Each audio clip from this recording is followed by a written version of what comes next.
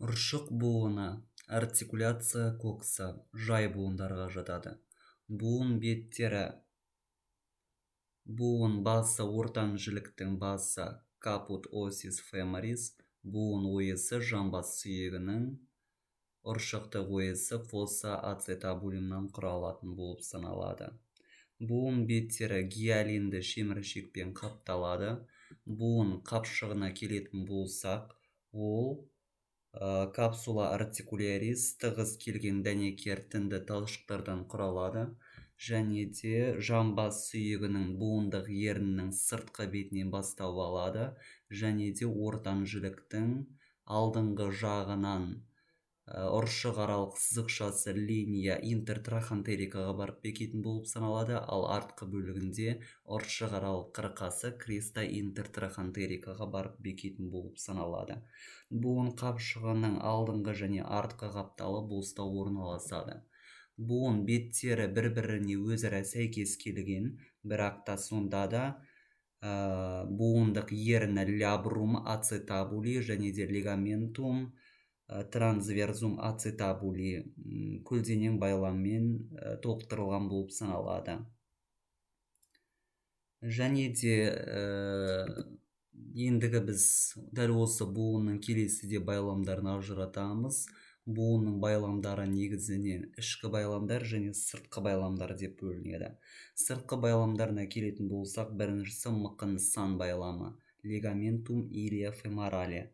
Бұл ұршық буынның алдыңғы бетінде орналасып, мықын сүйегінің алдыңғы төменгі қылқаны спина илиака антериор инфериордан бастау алады, және де төмен латеральды бағытта өтетсе, ортан жіліктің ұршық аралық сызықшасына келіп бекетін болып саналады. Қызметі ұршық буынның жазылуын тежейді және тұлғаны тік ұстауға көмектеседі. Келесі байлам бұл бізде қасаға сан байламы деп аталады, лигаментум пуба феморали.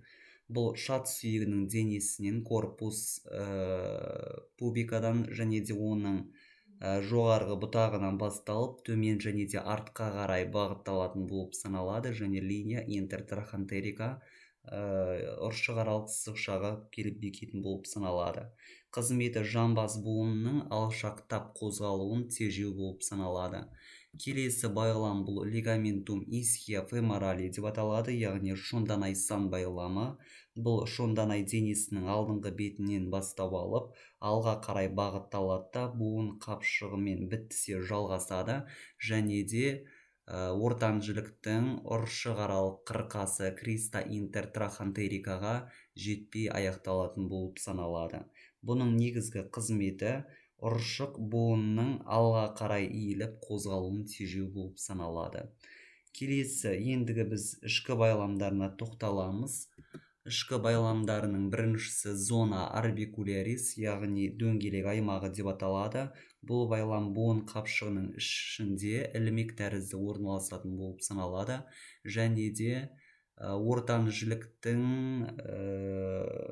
басының мойнын жалпы орап орналасатын байлам болып саналады. Негізгі қызметі ұршық буынына түсетін салмақты жеңу.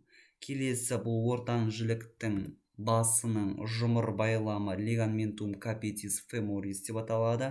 Бұл буын қапшығының ішінде орналасқан, сыртқы беті синовиальды қабықшамен қапталған болып саналады.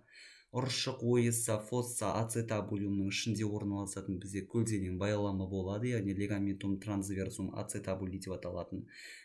Сол жерден және де соның тілігінен басталып, ортан жіліктің басының шұңқыршасы фовия капитис фемориске барып бекетін болып саналады. Бұл байламның бойы арқылы бізде ортан жіліктің басын қанмен қамтамасыз ететін қан тамырлар, сонымен қатар нервтер өтетін болып саналады. Негізгі қызметі ортан жілік басын буын ойысында бір деңгейде ұстап тұру, сонымен қатар жаңағы салмақ түскен кезде соны жеңілдету болып табылады. Келесі, буынның сыртқы ерекшеліктеріне байланысты бұл үш білікті буынға жатады, яғни бұны біз тостағанша немесе жаңғақ тәрізді буын деп айтамыз. Қозғалысының бағыты бойынша флексио бүгіледі, экстенсио жазылады. Сонымен қатар сагитальды біліктік бойынша аддукцио әкеледі, абдукцио әкетеді. Вертикальды білік бойынша ішке және де сыртқа қарай бұрылатын болып табылады, яғни пронация және супинация. Сонымен қатар шағын түрде циркумдукция айналмалы түрде қозғалатын болып саналады.